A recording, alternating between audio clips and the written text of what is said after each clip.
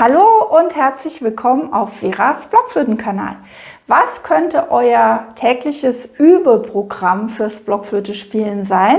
Wie sieht das aus? Darüber reden wir heute und ich gebe euch ein paar Tipps dazu.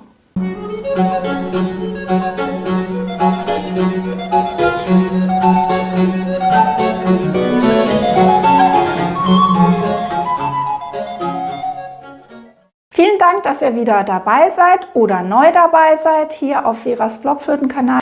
Okay, euer Übeprogramm für das Blockflöte-Spielen. Wie könnte das aussehen? Ob das jetzt täglich ist oder nur alle paar Tage. Aber was könnt ihr üben? Wie könnt ihr vorgehen, dass ihr möglichst alle Aspekte guten Blockflötenspiels damit abdeckt und auch wirklich vorankommt? Ich liste euch jetzt mal einige Bestandteile auf, die das Üben enthalten sollte im Idealfall. Und ihr braucht aber keine Angst haben, ihr müsst nicht jeden Tag an dem allem üben, dazu kommen wir später. Ich liste euch jetzt erstmal auf, was idealerweise zu eurem Üben dazugehören könnte. Ja, Gymnastik bzw. sich locker machen körperlich, das ist natürlich wichtig, denn wir spielen das Instrument ja nicht nur mit den Fingern, sondern der ganze Körper ist beteiligt und je nachdem, wie ihr euch entspannt fühlt oder auch wie gerade ihr steht und so weiter, hat das einen Einfluss auf eure Blockflötentechnik und natürlich auch auf euren Atem. Also klar, wenn ihr schief steht, krumm hängt, dann ist natürlich hier auch alles eingeengt und dann kann euer Atem nicht so gut fließen. Und wir möchten natürlich, dass die Finger locker sind. Und die Finger kriegt ihr locker, indem ihr den Rest vom Körper locker kriegt. Also vor allem die Schultern und den oberen Rücken. Das ist, denke ich, die Hauptquelle für Verspannungen. Also da kann es nichts schaden, wenn ihr einfach mal ein paar einfache Dehnübungen vorher macht. Ganz simpel, da müsst ihr auch nicht euer Sportoutfit dafür anziehen. Einfach mal hinstellen, auch falls ihr im Sitzen spielen wollt, aber mal hinstellen und euch mal so richtig schön hochstrecken und mal nach den Seiten auch und euch mal richtig schön vornüber hängen lasst. Das bringt auf jeden Fall schon mal eine gewisse Lockerheit, die eine gute Voraussetzung ist dafür, dass eure Finger auch entspannt sein können. Atemübungen. Der Atem ist natürlich die gesamte Basis unseres Blockflötenspiels. Also, das habe ich ja auch schon in vielen Videos erzählt. Das Blockflötenspiel ist eigentlich sehr ähnlich dem Singen, denn wir haben hier am Kopfstück keinen großen Widerstand, wenn wir Blockflöte spielen. Man kann hier einfach so reinpusten. So klingt das dann ja auch, wenn Kinder erstmal anfangen zu spielen. Die pusten einfach rein und die Luft geht ja ungehindert da durch. Das heißt, wir müssen eigentlich unseren Luftstrom im Körper regulieren. Vom Körper aus, von dem Zwerchfell aus eigentlich unseren Atem steuern, dass der schön in die Blockflöte reingeht und es gut klingt. Auch wenn ihr jetzt nicht alle die Zwerchfellatmung perfekt schon beherrscht, ist es auf jeden Fall gut, bestimmte Atemübungen regelmäßig zu machen, damit ihr auch dorthin kommt, dass ihr euren Atem kontrollieren könnt und der nicht in einem Mal einfach so rausflutscht durch die Flöte. Ich habe mal ein Video gemacht mit ein paar Atemübungen. Das geht wirklich super einfach und es wird leider zu oft übergangen, mal wirklich ein paar Atemübungen ohne die Flöte zu machen, damit man überhaupt ein Gefühl dafür bekommt, wo kommt denn die Luft her, wie fühle ich das im Körper und wie kann ich den Atem steuern. Fingerübungen und bestimmte Übungsstücke dafür. Es gibt natürlich verschiedene Etüden, dazu habe ich ja auch schon mal Videos gemacht. Es gibt eine Vielzahl an Etüdenheften für die Blockflöte und das ist natürlich gut, wenn ihr da so 1 bis 2 Standardwerke habt, die ihr gerne spielt, woraus ihr übt.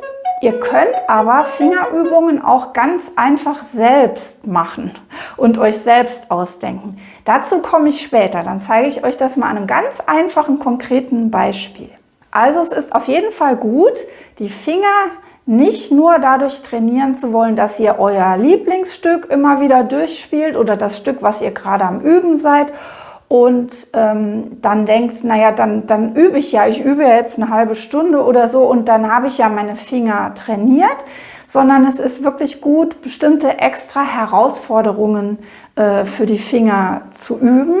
Also mal ungewöhnlichere Stellen aus Etüdenheften, wie gesagt, oder, da gucken wir gleich, indem ihr selbst sehr kreativ werdet.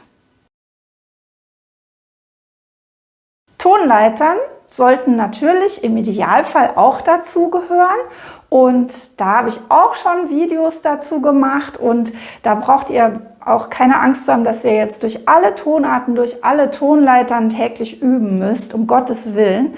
Fangt einfach mal mit einer Tonart an, mit einer ganz einfachen Tonleiter und versucht da mal ein paar Variationen reinzubringen.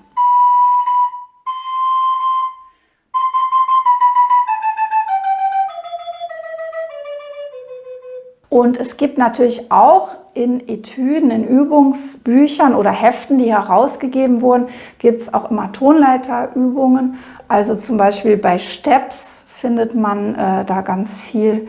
Und ja, das ist also unbegrenzt sozusagen. Aber wie gesagt, macht euch da nicht verrückt, wenn ihr bei eurem täglichen oder bei eurem regelmäßigen Üben mal ein paar Tonleiterübungen spielt für euch selbst.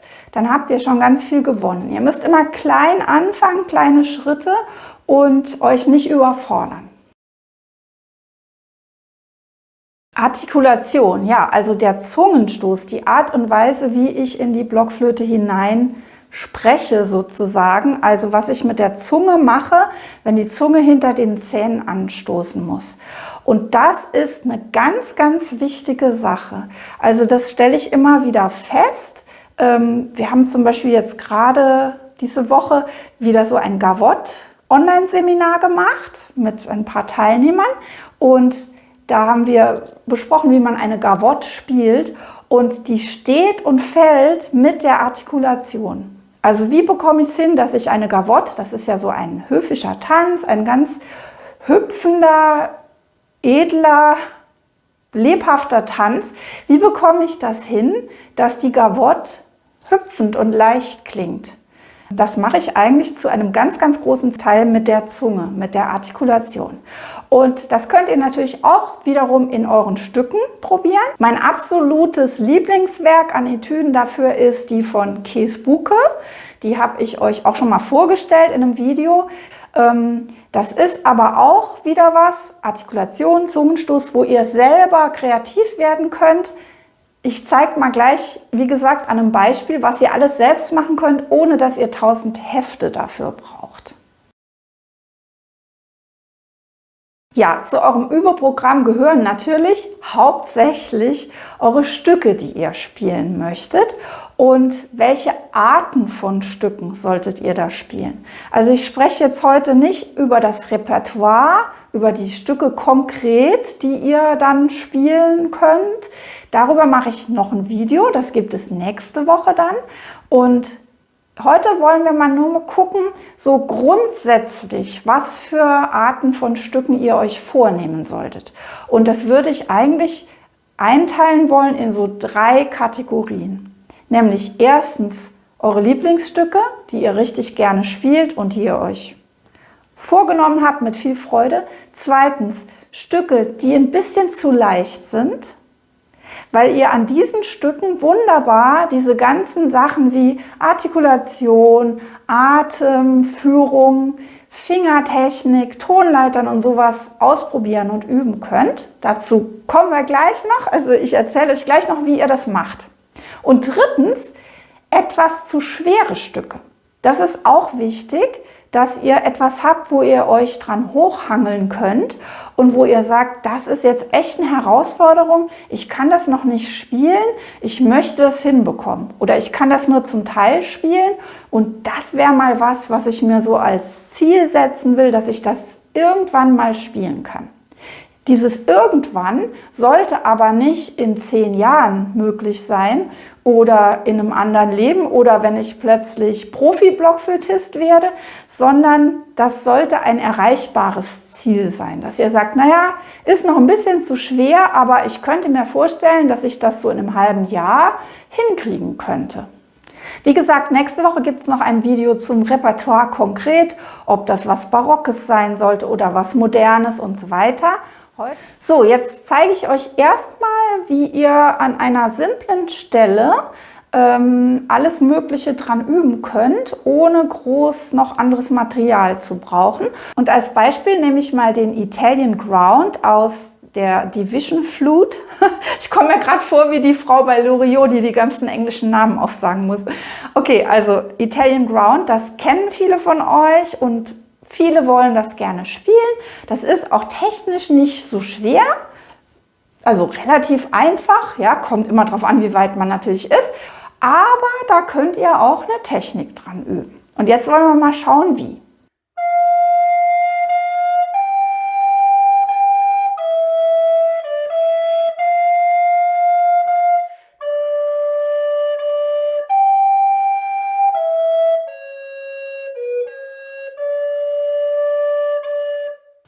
Also, ich hatte ja gesagt, Fingerübungen zum Beispiel solltet ihr mal mit einbauen. Und wir schauen jetzt mal, wie ihr in diesem Anfang von dem Italian Ground da eine Fingerübung draus stricken könnt. Also in diesem ersten Teil ist ja diese Stelle mit dem Cis, H, Cis. Und das ist ja gar nicht so einfach für manche Spieler. Also das Cis müsstet ihr idealerweise mit 2,5 Fingern spielen. Es hängt ein bisschen von eurem Fabrikat der Blockflöte ab. Bei manchen werden es vielleicht auch 3 Finger sein. Meistens sind 2 Finger zu wenig, dann klingt das Cis zu hoch. Also eigentlich 3 Finger, 2,5. Und beim H muss dann oben dieser Finger drauf und unten müssen die beiden auf jeden Fall ganz drauf und dann wieder zurück zum Cis.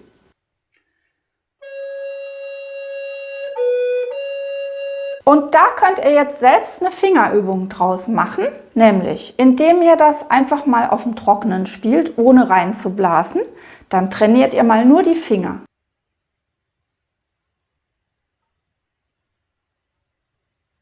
Und da bewegen sich ja jedes Mal ziemlich viele Finger gleichzeitig. Jetzt könnt ihr als Übung hingehen und sagen, okay, ich bewege mal nur die Finger der linken Hand zuerst, die sich da ändern müssen. Wenn ich vom Cis zum H will, muss ja hier der Finger drauf, ja?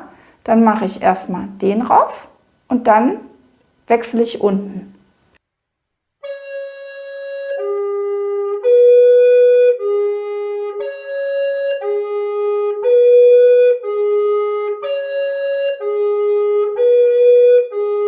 Und jetzt könnt ihr hingehen und diese Schritte vom Cis zum H und nachher vom H zum Cis einfach ein paar Mal zu wiederholen beim Spielen.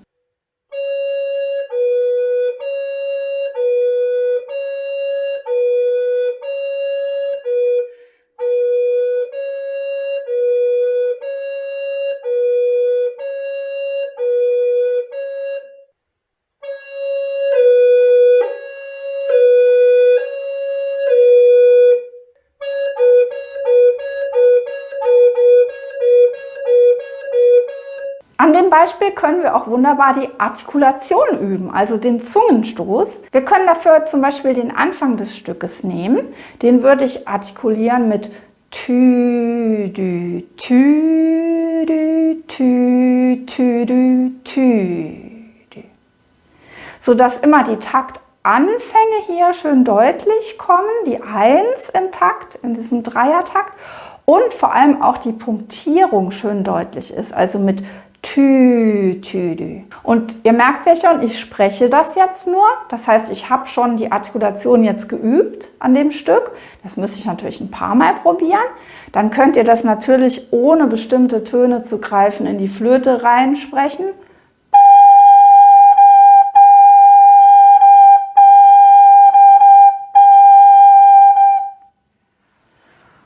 Oder flüstern sogar ohne Stimme.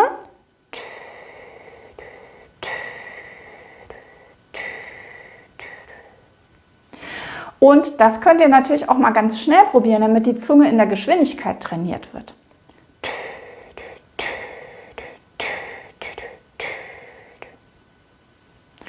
So, also ihr seht, jetzt habe ich schon an dem Stück, was ich hier jetzt am Üben wäre, habe ich schon Artikulation geübt.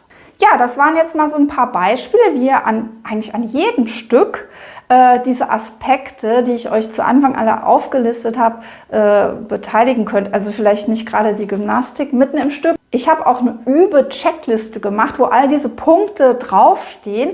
Und diese Checkliste, die bekommt ihr gratis, wenn ihr meinen Newsletter abonniert. Das ist gratis. Dann bekommt ihr ab und zu eine Mail von mir, wo ich euch berichte, was ich gerade alles Neues für euch anbiete oder was gerade so läuft. Und ja, wie gesagt, das könnt ihr dann machen. Das ist hier unten in der Infobox verlinkt. Dann kriegt ihr automatisch diese Übe-Checkliste zugesandt. Ich hoffe, ich konnte euch ein bisschen Inspiration und auch einen einigermaßen guten Überblick geben darüber, was bei eurem Blockflöte-Üben mit beinhaltet sein sollte oder könnte. Und ja, wenn es euch gefallen hat, gebt mir gerne einen Daumen hoch und ich freue mich, wenn ihr nächstes Mal wieder dabei seid auf Veras Blockflöten-Kanal. Bis dahin, tschüss!